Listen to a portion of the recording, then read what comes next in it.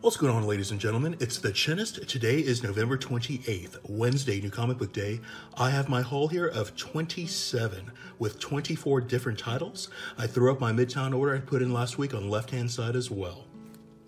I have read through the stack, starting off on the DC side. Aquaman, Justice League, Drowned Earth, #1. This is actually, even though it's #1, this is the finale of the overall Drowned Earth story arc. So overall, I would give this story a 3 out of 5. You know, I feel it started pretty well, you know, had a lot of potential, but, you know, last two issues kind of got, I don't know, a little bit more mediocre. You know, overall, a 3 out of 5, you know, storyline. The artwork seemed to change the entire way through this one issue. Sometimes it was pretty good, other times it was completely subpar. I believe there's like 3 different artists who's kind of scattered throughout this one issue.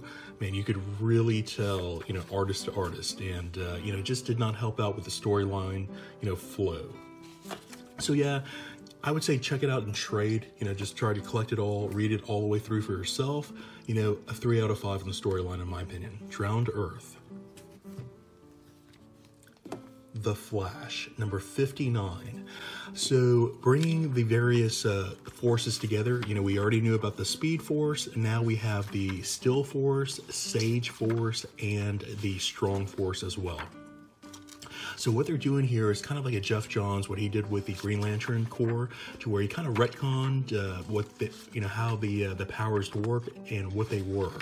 You know, the various emotions and, you know, rage, things of that nature. So what they've exposed here, I'll kind of leave it here. The various forces have always been around. You know, this is what started the Gorilla City, and this is why they're so intelligent, because they got the Sage Force, apparently. But each of the forces had an avatar a long time ago, to where that was like the absolute best of the best of each of these forces. And since then, it's been like millennia, apparently, since there's been an avatar for each one of these. So pretty cool storyline. They're going to start, you know, bringing in like new avatars, I guess, for each of the forces here. So yeah, a lot of potential for where the storyline could go. So yeah, really enjoy this one. The Flash, #59. Heroes in Crisis, #3.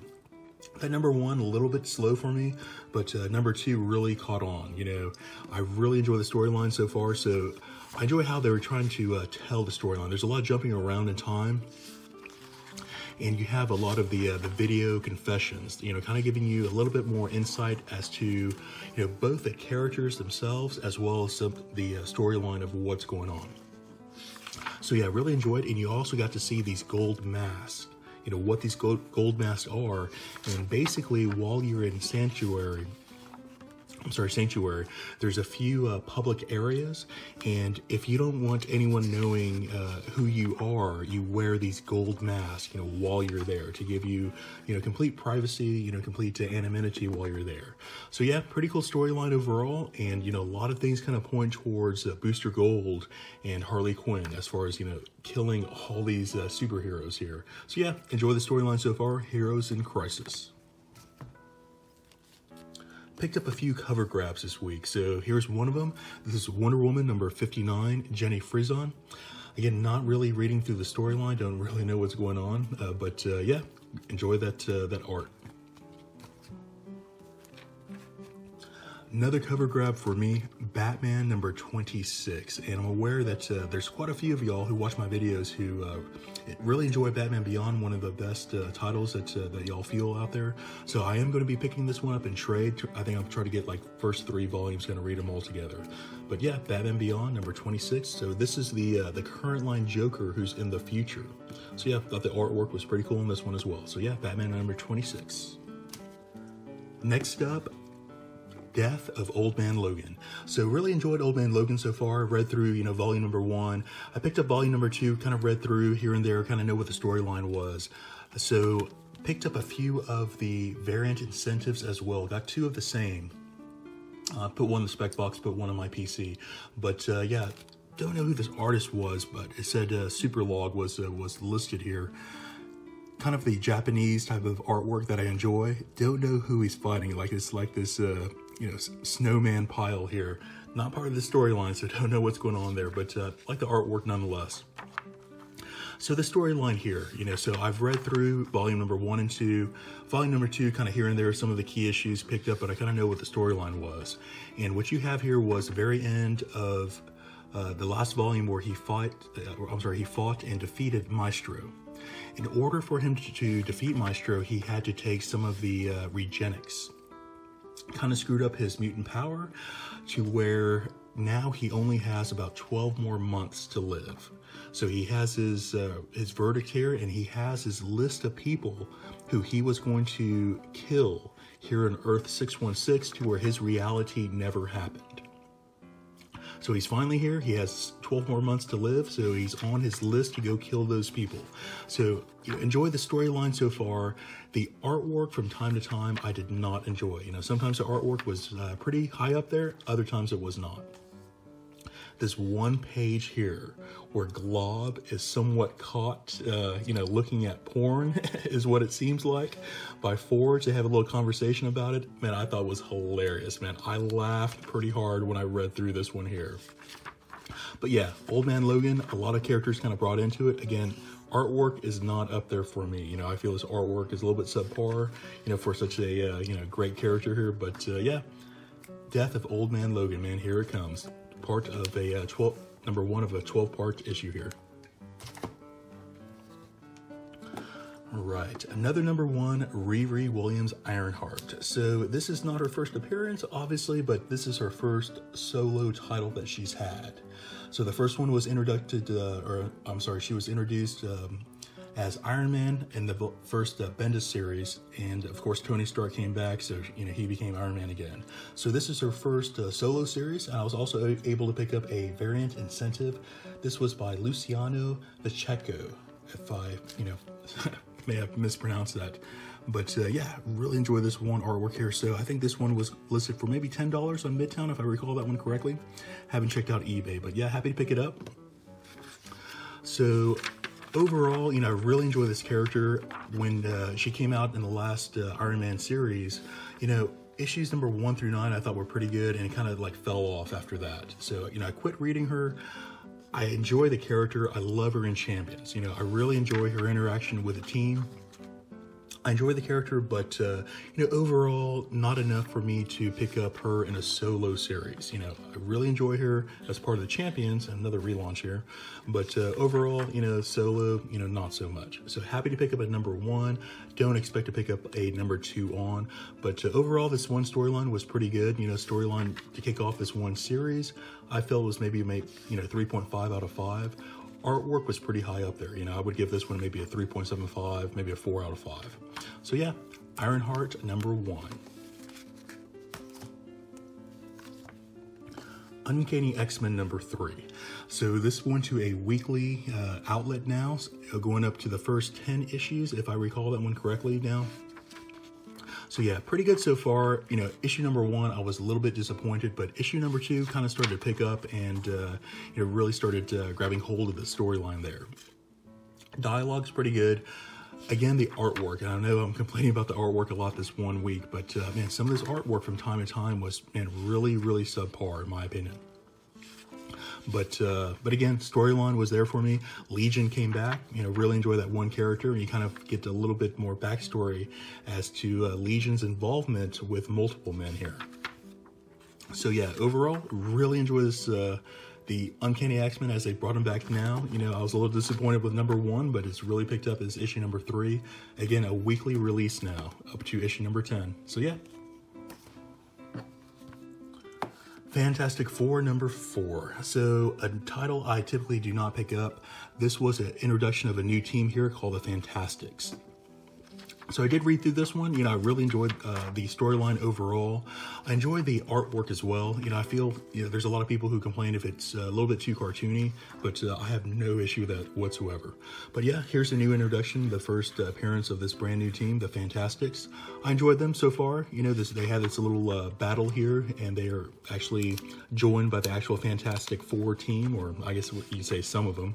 They kind of split up here. But yeah, overall storyline, pretty good. Again, I'm not reading it. I don't pick this one up in my pool, but I did enjoy this one single issue. So yeah, Fantastic Four, number 4. return of Wolverine, actual Logan, the person who was my absolute favorite, superhero of all time. And I'm sorry guys, one more time, another complaint about the artwork. This has got to be like some of the most subpar artwork on, a critical, in my mind, a very critical superhero, coming back, from the dead into, continuity here. This is supposed to be Shadowcat, man. This is the worst drawing of Shadowcat I've ever seen in my life. I'm not kidding. This artwork completely subpar.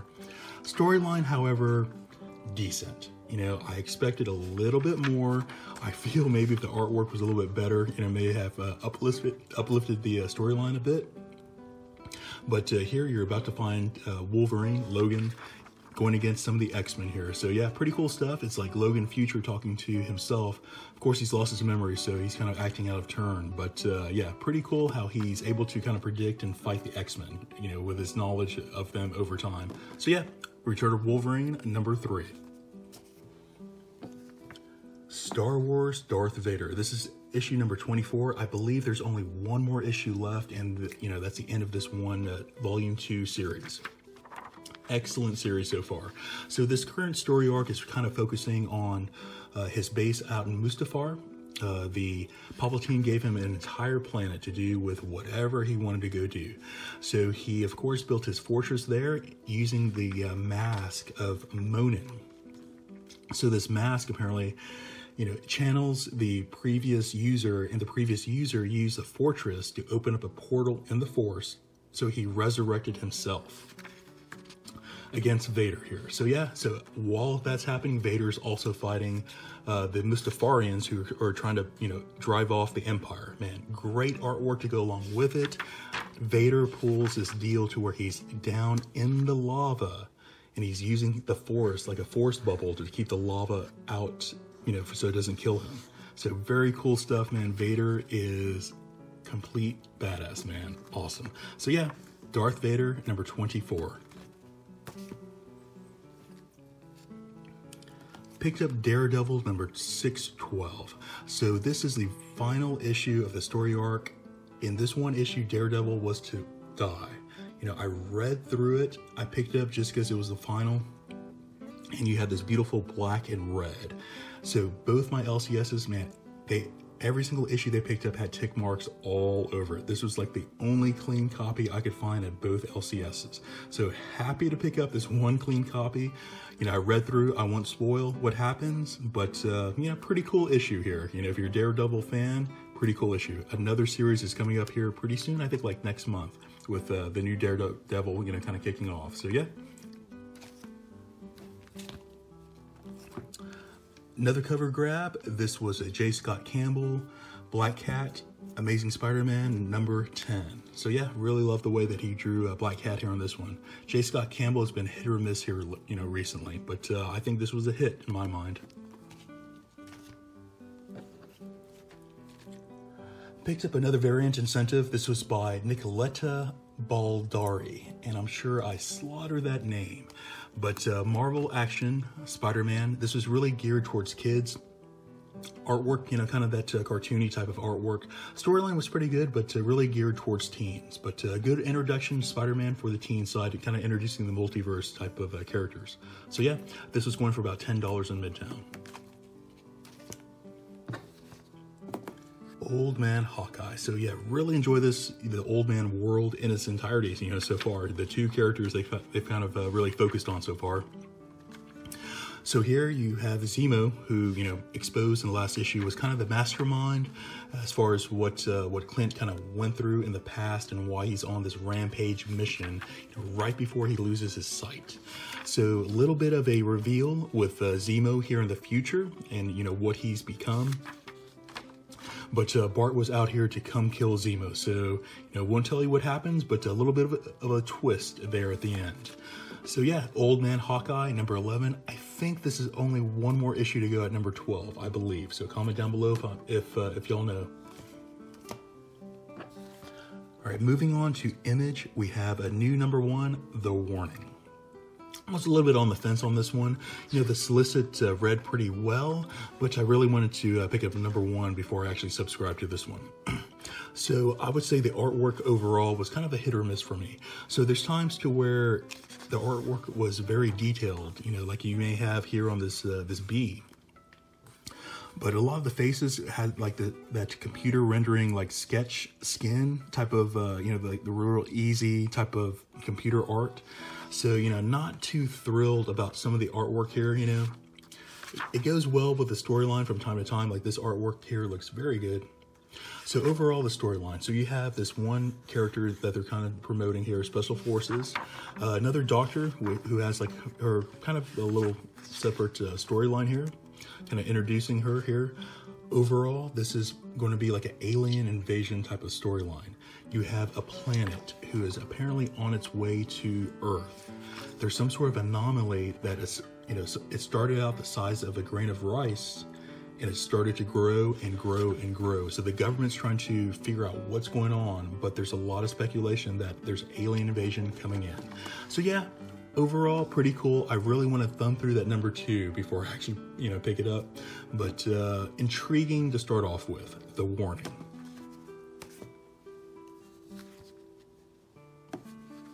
Redneck number 17, yet another Donny Cates title. I think the only Donny Cates title for this week. I think that's a anomaly there.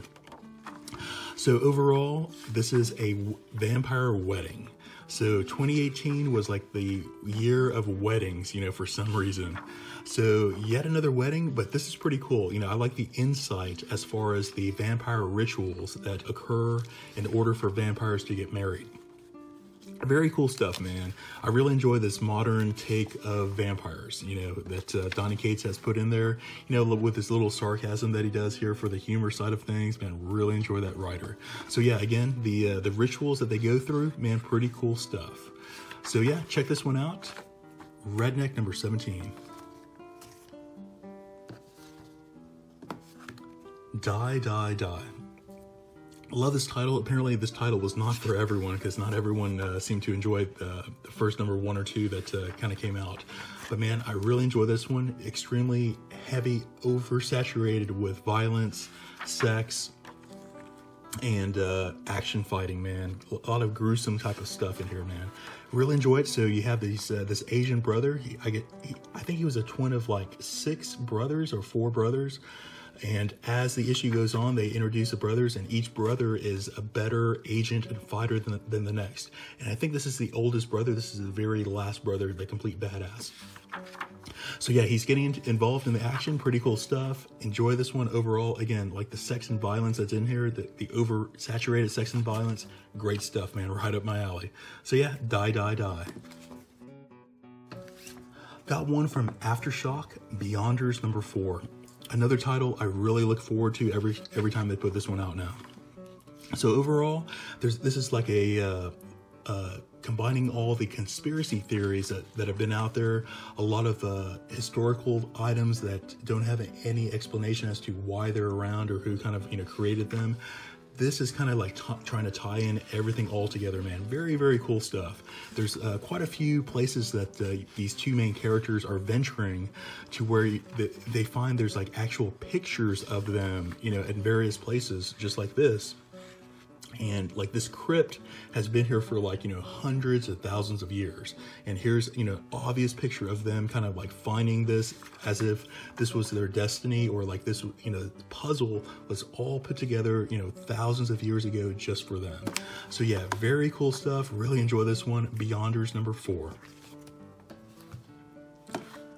Black Badge number 4. Yet another title. This is by Boom Studios. Yet another title that, you know, completely blew me away. You know, I picked up that number 1 based on the premise, as the solicit, as far as what the storyline was to be about, and that number 1 just completely blew me away. So overall, you have Boy Scouts who reach a certain level.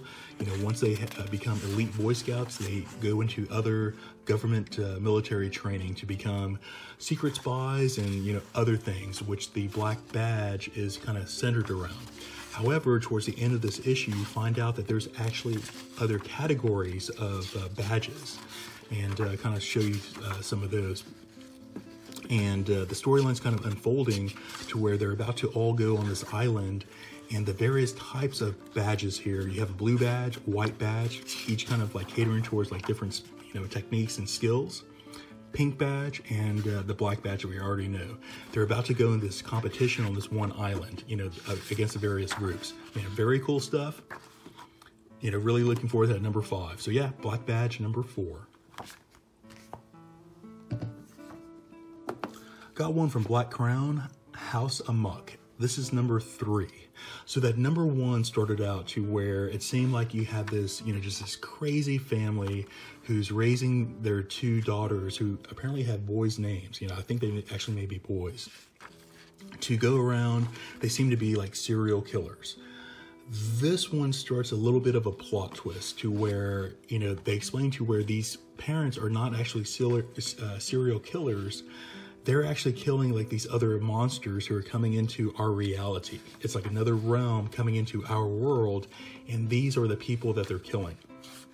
Very weird, you don't really know if they're imagining this, are they really, crazy serial killers who are imagining this other realm that's, only in their minds. So yeah, a little bit of a twist, not what I thought it would be. I think I want to pick up that next issue to kind of see what else is going on. But, I think I enjoyed the serial killer side of things as opposed to the supernatural, storyline. So yeah, I'm going to see what number 4 holds and go from there. House Amuck number 3. Picked up one from Dark Horse, Stranger Things. So if you enjoyed that season 1, highly suggest for y'all to go pick up this 4-issue miniseries or pick it up in trade when it finishes off in trade. This is essentially the story of when, I'm sorry, what was his name? Was it Billy? Yeah, I think it's Billy, right? Will Byers. This is when Will goes into the upside down world and what he deals with. So this is, almost every scene here was not shown in the actual season 1. This is like the other side of things. There's a couple scenes here and there that you recognize to kind of keep some of the continuity going, just so you kind of understand the timeline. But yeah, if you were a fan of that season 1, I highly suggest for y'all to go pick up this 4-issue miniseries. So yeah, Stranger Things number 3. Picked up 2 from Valiant, starting off with Faith, Dreamside number 3. Enjoy Harbinger Renegades. Faith, of course, is one of the main characters there. This one kind of explains some of her history, but the main storyline is really dealing with Animalia. She's trying to help her out. She's seeing these ghosts who are kind of, coming into her world, and they go into this other like dream world, and apparently it's Faith's dream world. So very funny stuff, a lot of pop culture references that kind of come up from time to time. A lot of good humor in here. So yeah. If you enjoy, Harbinger Renegade, if you enjoyed Faith, this is a pretty good, like, one-off type of storyline. So, a lot of good humor that's kind of involved here. Faith, Dreamside, number 3. Got just one more, Man OWar. So, I've said it before, but, I really felt that this guy was like an Iron Man ripoff. Completely wrong with that. Very cool stuff. So, here you have this new villain, the cartographer, I believe his name was, who is actually fighting. You have Adam 13 and his wife, I think her name was Lass or Tass, who have teamed up with Exo, who are fighting this cartographer who has all these weird powers, man. Very, very cool stuff. Enjoy the artwork, man. This artwork is, very, very beautiful. I would say this artwork maybe a 4.25 out of 5 to go along with this great storyline, man. I just wish each issue was just a little bit thicker and maybe, better read in trade. But yeah, Man OWar issue number 21. Guys, that's going to be it for this week's brand new haul. Should you enjoy what you see here, please like and subscribe. Talk to you later.